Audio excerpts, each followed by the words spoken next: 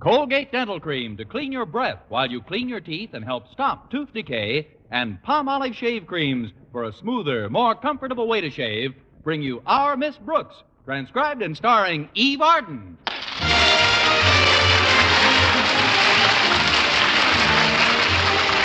It's time once again for another comedy episode of Our Miss Brooks, under the direction of Al Lewis. Well, like most school teachers, our Miss Brooks, who teaches English at Madison High School, has been exposed to her share of puppy love. I'll say I have. It's getting so I can't look a puppy in the face without flinching. But the kids at school are nothing compared to the case I discovered at home between my landlady, Mrs. Davis, and Horace Barlow, the school's new basement custodian.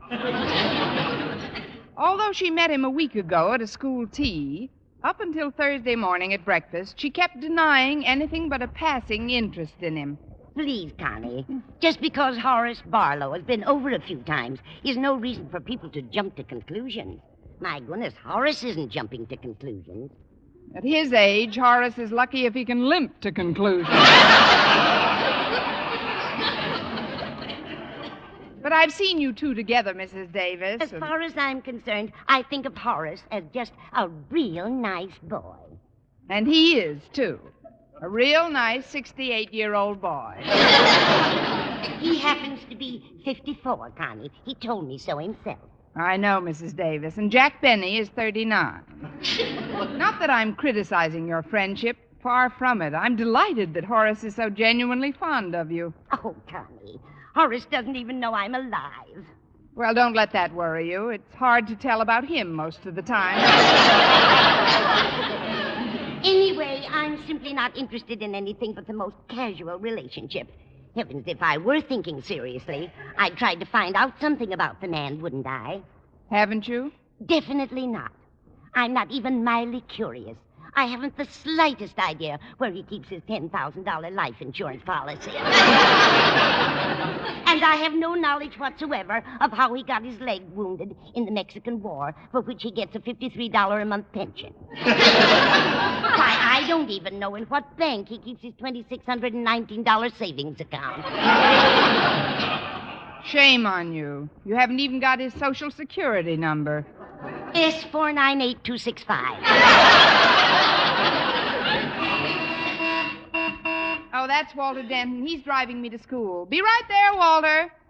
Now, is there anything you want me to say to Mr. Barlow for you if I happen to see him at school? Not a thing, Connie. Okay. There's no necessity of even mentioning to him that I'm not busy tonight. I see.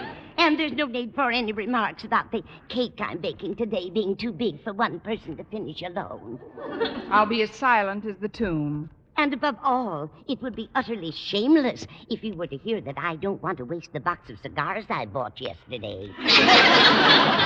You can trust me implicitly, Mrs. Davis. I won't say a word to Mr. Barlow. I'll just hit him on the head and drag him home.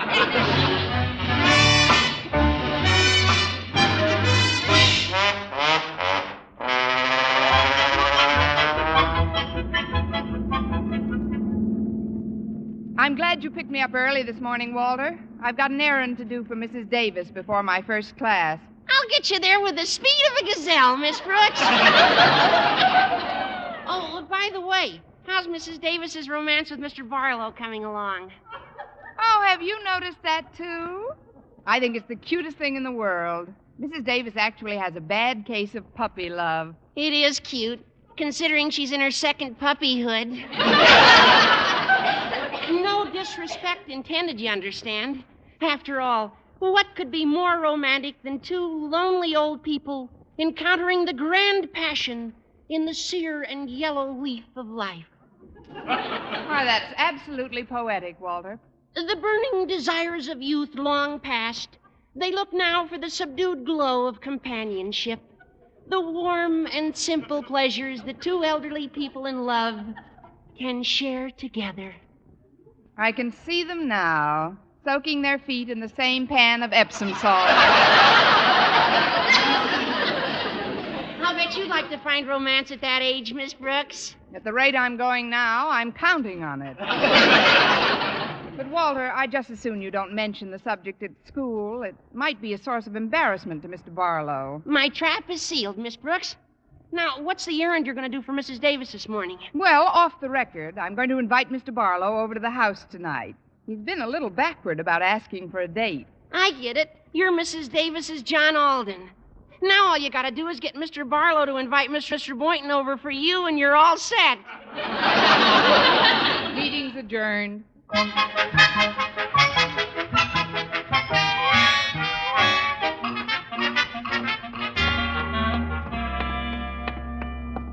Miss Brooks. You're pretty early today, aren't you? Hello, Harriet. I've got to deliver a message to the custodian. Have you seen him? Oh, yes.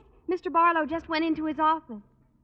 Isn't it wonderful, Miss Brooks? I don't know. I've never been in his office. I mean about Mr. Barlow and Mrs. Davis. They're crazy about each other. Of course, it's a big secret. Couldn't be a bigger secret if they took out an ad. Is there anything more romantic than the mellow romance of old age? Now, please, Harriet. To think of two people finding love at a time of life when others are preparing to pass on. Two people walking hand in hand in the twilight of life. Yes, there's nothing like a brisk walk before passing on.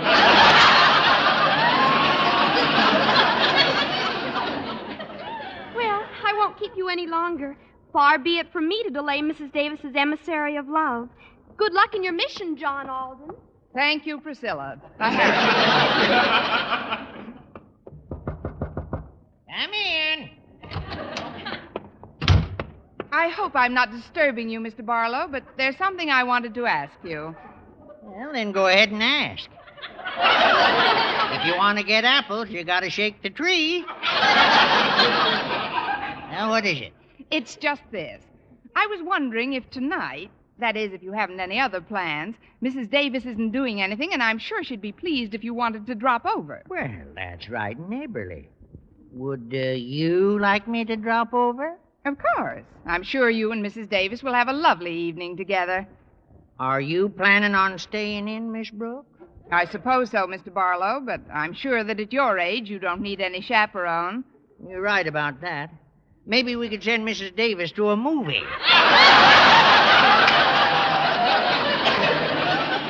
Send Mrs. Davis to a movie? Sure.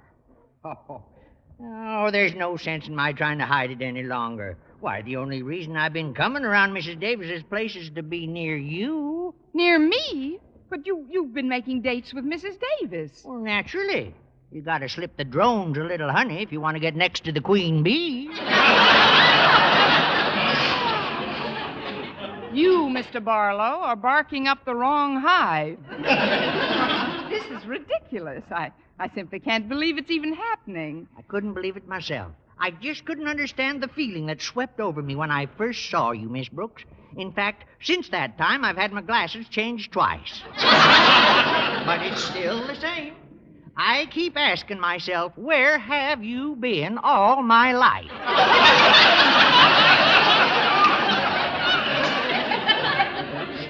For 3/4 of it, I wasn't even born. Look, Mr. Barlow, there's a great difference in our ages. Oh, nonsense, Miss Brooks. I just don't believe in age. Well, neither do I. I've been standing it off for years. I mean, if you'll think this over for a while, you'll realize that it just couldn't work out. Why not? Is there somebody else playing the piano in your front parlor? No, but Mr. Boynton plays the ukulele on my back porch. We've been going together for quite a while now. You mean that biology fella? Oh, shucks, he's just an unsophisticated kid. Why, you couldn't warm him up if you stuck a Bunsen burner under him. You've been peeking. That is, Mr. Boynton's just shy about expressing his feelings. He ain't got no feelings, if you ask me. Leastwise, not like I have, especially since I met you. Why, I just knew today was going to bring some excitement into my life. I got the strangest sensation right after breakfast. Maybe something fell into your gruel. There's no two ways about it, sis. I'm smitten. Well, would it unsmit you if I told you that I was engaged to Mr. Boynton? Engaged? Oh, but he wasn't even over to your place the nights I visited Mrs. Davis. He must have been working. If you come over tonight, I'm sure he'll be there. Well, seeing is believing. Well, I'll drop by, Miss Brooks, but I still say when it comes to your bringing me messages from Mrs. Davis, speak for yourself, John Alden. There's no use talking. These man-tailored suits have got to go.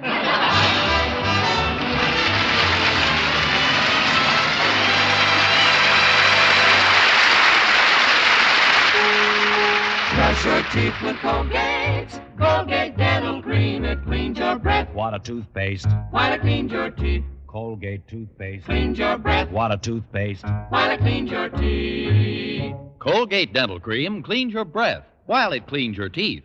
And the Colgate way stops tooth decay best. Yes, the Colgate way is the most thoroughly proved and accepted home method of oral hygiene known today. Over 2 years' research showed brushing teeth right after eating with Colgate Dental Cream helped stop more decay for more people than ever before reported in dentifrice history. The Colgate way stopped tooth decay best. No other dentifrice, ammoniated or not, offers such conclusive proof. And you should know that Colgate's, while not mentioned by name, was the only toothpaste used in the research on tooth decay recently reported in Reader's Digest. So always follow the Colgate way to clean your breath while you clean your teeth and stop tooth decay best. Brush your teeth with Colgate. Colgate Dental Cream. It cleans your breath. What a toothpaste. While it cleans your teeth. And the Colgate way stops tooth decay best.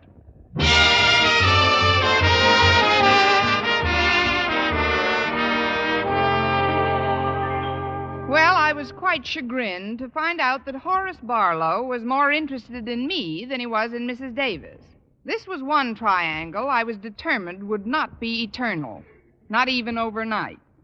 Therefore, at lunchtime, I headed for Mr. Boynton's table in the cafeteria. But just as I got halfway to it... Oh, Mr. Conklin, I'm terribly sorry, sir. You're slipping, Miss Brooks. You only knocked 2 dishes off my lunch tray today. I guess I didn't watch where I was going. Obviously. When you do, you get the whole tray. Well, luckily, nothing happened to your apple pie. The plate is broken, but the pie is intact. Here. Thank you. Even more luckily, nothing seems to have gotten on my clothes. No, sir. I've never seen you look so neat. White carnation and all. I spoke too soon. That's vanilla ice cream. This never would have happened, sir, but I'm terribly preoccupied today. This must be Preoccupied Day at Madison High. I've had nothing but trouble with our new school custodian for the same reason. You mean Mr. Barlow? Yes, he forgets about the furnace. He forgets to fix the pipes. The old goat acts as if he was in love. Maybe he is in love. Mr. Barlow? But who could a 70-year-old codger be in love with? He happens to be 54. Yes, and Jack Benny is 39. Horace Barlow in love. Oh, at his age, he probably can't tell the difference between a woman and a kangaroo. Probably not. Well, if you'll excuse me, I'll be hopping off to lunch. No doubt I'll run into you later in the day, Mr. Conklin. It is with that thought in mind that I carry every possible form of accident and hospitalization insurance. Good day, Miss Brooks. Good day, Mr. Conklin. He's got a lot of nerve. Just because a person's lived a few more years than some other person. I don't like to interrupt, Miss Brooks, but if you keep talking to yourself, you'll make an eavesdropper out of me. Oh, I'm sorry, Walter. I've had a little shock this morning. You see, I spoke to Horace Barlow a short time ago about making a date with Mrs. Davis. What'd he say? He says he's not interested in Mrs. Davis. He's smitten with somebody else. Somebody else? But he can't do that to Mrs. Davis. Oh, she's a very sensitive little lady, and she's nuts about him. She'll be terribly hurt. That's what I'm afraid of. He doesn't know when he's well off. I'd like to see the hunk of crowbait he's fallen for. Now, just a minute, Walter. It so happens that Mr. Barlow thinks he's in love with me. With you? But that's illegal. It's unthinkable. Let's just call it unusual. Actually, Walter, I'm extremely worried about the situation. Mrs. Davis and I have been friends for too long to let a thing like this come between us. Well, why don't you just tell old Barlow to go peddle his papers? I did, practically. I even told him I was engaged to Mr. Boynton. That's what I'm worried about. They're both coming over tonight, and I've got to prove it. Oh, what's so tough about that? I'm sure Mr. Boynton will cooperate. You are? Sure. For one night. Oh. Now, the next thing you gotta do is get Mrs. Davis out of the house tonight.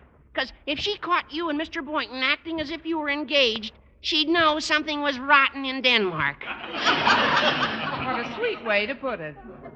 But, Walter, how do I get Mrs. Davis out of the house? Well, easy. There's an old bachelor friend of my dad's staying at the house for a couple of days, Mr. Gordon. I'm sure he'd like a date with a nice, clean-cut character like Mrs. Davis. And I'll ask her to go out with him as a favor to my folks. What about Mr. Barlow? She expects him tonight. Well, just tell her he couldn't make it.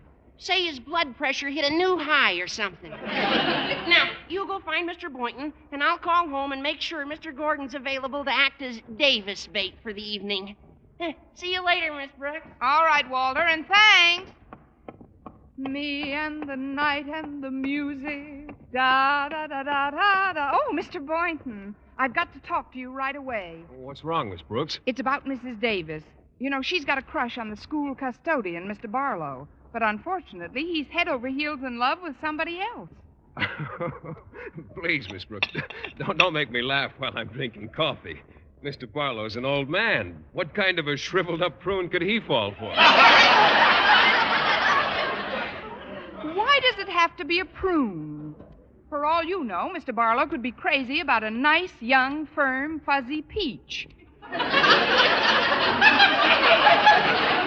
Besides, he's only 48. He's 70 at least. And not what you'd call in prime condition. Why, his hyperthyroidism is apparent, and his incipient arteriosclerosis masking cardiac decompensation was evident to me after one glance. It's a good thing you didn't take a second glance. He'd be a goner. The truth is, Mr. Boynton, that Mr. Barlow's been coming to our place just so he could be near me. If I'd known you were going to get so excited, I'd have worn my raincoat. Here, use this napkin. Oh, I'm sorry, Miss Brooks, but I couldn't help exploding. Do you mean to tell me Mr. Barlow is in love with you? That's right. We hyperthyroids have to stick together. Look, Mr. Boynton, I know it's an absurd situation, but my only real concern is Mrs. Davis. I've got to discourage Mr. Barlow once and for all, and you've got to help me. Oh, me? Well, what can I do? Well, he's coming over to our place tonight. I invited him this morning on behalf of Mrs. Davis. That's when he told me how he felt about me, and that's when I told him something utterly fantastic. What did you tell him? That you and I were engaged to be married. Here's the napkin.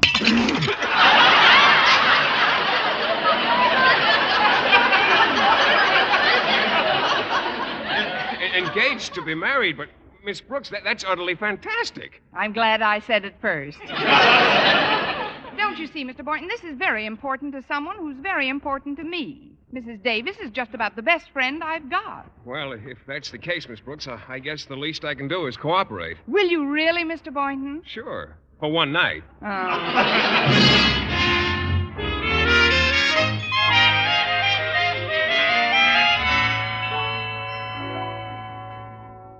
Oh, boy, I'm full. That was a very fine dinner, Miss Brooks. I'm glad you liked it, Mr. Boynton. I opened it all by myself. I hope Mr. Gordon took Mrs. Davis to a nice place for dinner. He appears to be a jolly old fellow, doesn't he? Oh, yes, indeed. And I noticed he gave you a pretty thorough once-over when he was introduced. You seem to pack quite a wallop for these elderly Joes. That's me, the Cleopatra of the cardiac cases. But I'd better clear away these dishes. Mr. Barlow will be over any minute. Oh, if that's the case, shouldn't we be getting into the mood? The mood? Oh, yes, we're supposed to be engaged, aren't we? Oh, that mood. Why, Mr. Boynton, I can hardly believe my ears. Why? There's no sense making a chore out of this thing. We might as well have some fun doing it. Fun doing it? Certainly. Now, let's get started. Get started? The quicker the better. Quicker the better? Of course, come on. Come on? I mean, come on. Well, sure. You wash and I'll dry.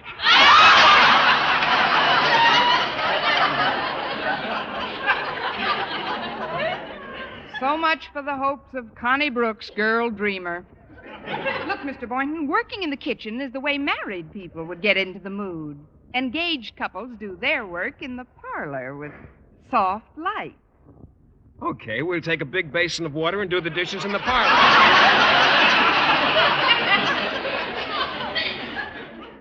Sometimes I wish you were ugly.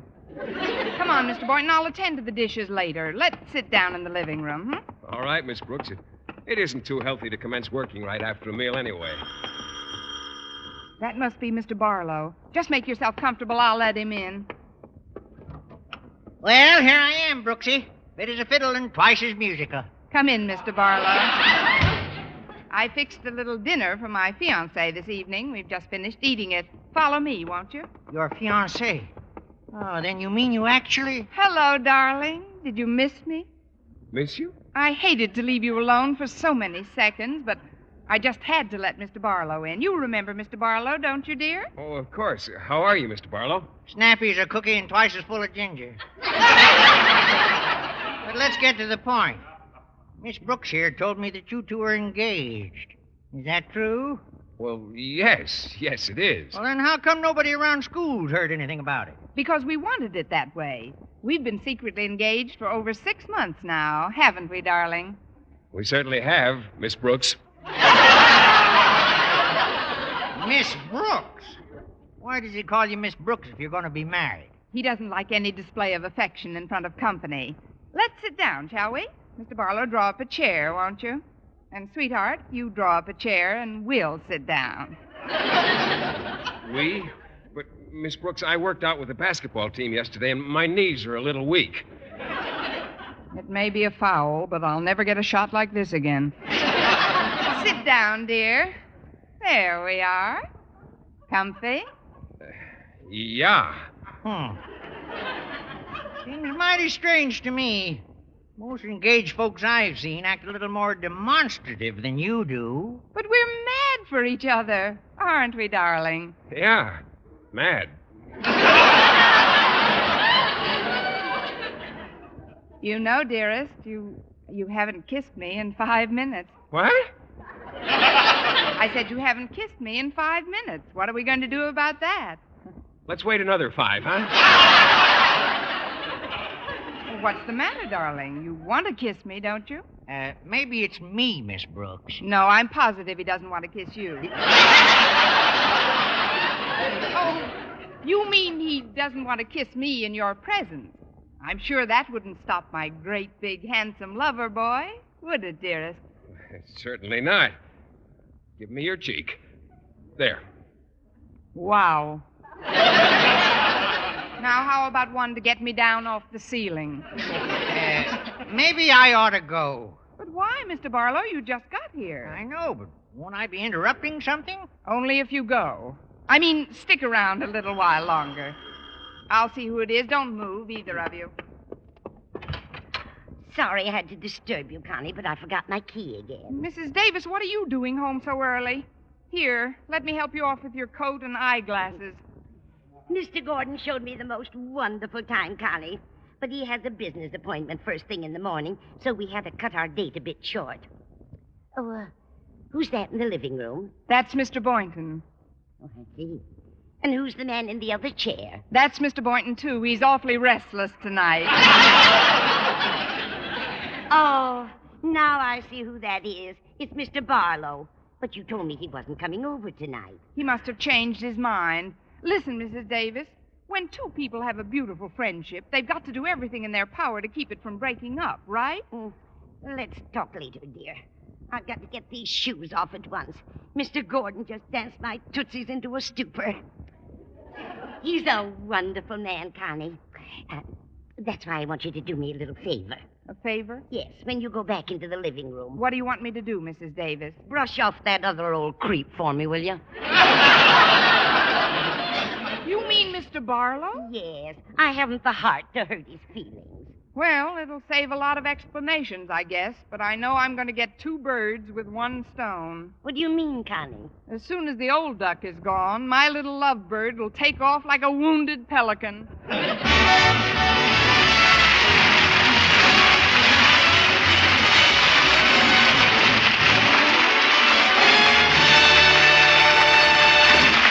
Arden as our Miss Brooks returns in just a moment, but first, The Case of the Close Scrape, featuring John W. Baker, Justice of the Peace.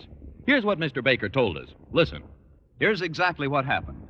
Shaving was just one close scrape after another for me, and then I discovered Palmolive Lather Shave Cream and a new, different way to shave. Palmolive's oceans of rich, thick lather ended my worries about scrapes, burns, and nicks.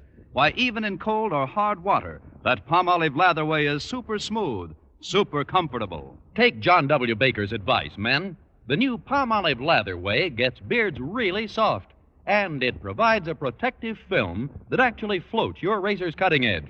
You get a clean, close shave every time without worry about scraping or nicking, even in cold or hard water. John W. Baker and 1,200 other men tested Palmolive Lather Cream following package directions, and 3 out of 4 reported smoother, more comfortable shaves the Palmolive Shave Cream way, no matter how they shaved before. Better get Palmolive Lather Shave Cream. Remember, even in cold or hard water, the Palmolive Lather way means smoother, more comfortable shaves. And now, once again, here is our Miss Brooks. Well, I told Mr. Barlow that Mrs. Davis had returned home with a bad headache, and he left the house after threatening to call her up very soon. Then, as I was about to barricade the door against Mr. Boynton's next move, he addressed me. Well, I'm sorry Mrs. Davis doesn't feel well, Miss Brooks. Is she lying down in her room? Yes, she is, Mr. Boynton. Well, that leaves just the 2 of us, doesn't it? Yes, but don't be nervous. It's much too early for you to think of leaving. Well, I'm not thinking of leaving, Miss Brooks. You and I still have plenty of unfinished business to attend to. Unfinished business? Well, certainly. You and I? That's right. After all, somebody's got to do those dinner dishes. Suppose you wash and I'll dry. Better yet, you wash and dry. I've got another engagement. Well, another engagement? Sure. If I hurry, I can catch Mr. Barlow before he gets on the bus.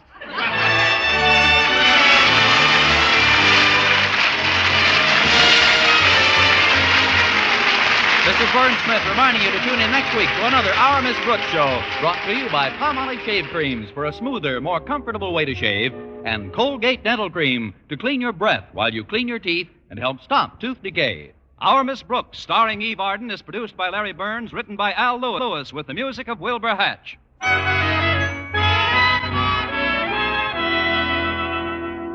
Ladies, now with new improved Vel, V-E-L, you can save 90% of dishwashing work. Just soak dishes in Vel suds a while. Dishes and glassware will soak sparkling clean. No washing, no wiping, no scouring with Vel. Only the stickiest dishes need just the touch of a cloth. Rinse, and they'll gleam without wiping. Soak pots and pans in Vel suds, too. And most of them will get shiny clean without scouring. What's more, Vel is extra mild to hands. So get new Vel. Save 90% of dishwashing work. If you like mysteries that are as full of chuckles as chills, be sure to hear Mr. and Mrs. North every Tuesday over this same network. Don't miss the exciting and laughable adventures of these amateur detectives. And be with us again next week at this same time for another comedy episode of Our Miss Brooks. Bob Lamont speaking. This program was transcribed. Stay tuned now for Jack Benny.